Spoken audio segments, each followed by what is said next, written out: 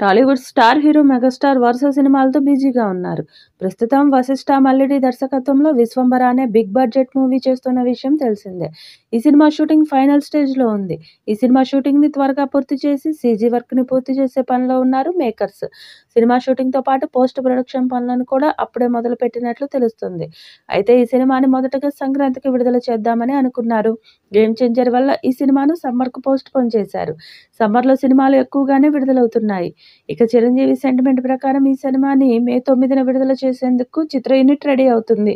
ఈ మూవీ నుంచి ఇప్పటి వరకు విడుదలైన పోస్టర్స్ అలాగే టీజర్ విమర్శలు అందుకున్నాయి.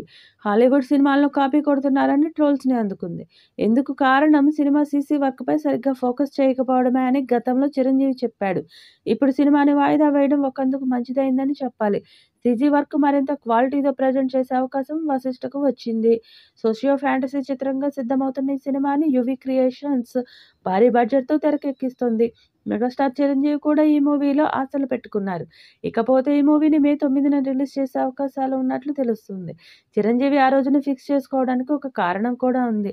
చిరంజీవి కెరియర్లోనే బిగ్గెస్ట్ బ్లాక్ బస్టర్ చిత్రమైన 'జగదేక వీరుడు అతిలోక సుందరి' మూవీ మే 9న రిలీజ్ అయింది.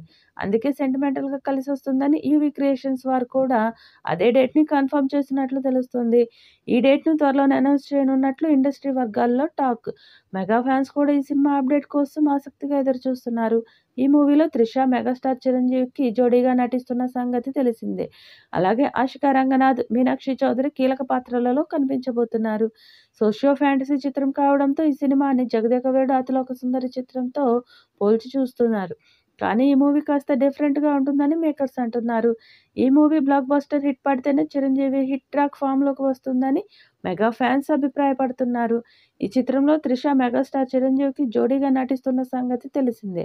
అలాగే ఆషికా రంగనాథ్ కీలక పాత్రలో కనిపించబోతున్నారు. త్వరలోనే ఈ చిత్రం నుండి మొదటి పాటను విడుదల చేయడానికి సన్నాహాలు చేస్తున్నారు.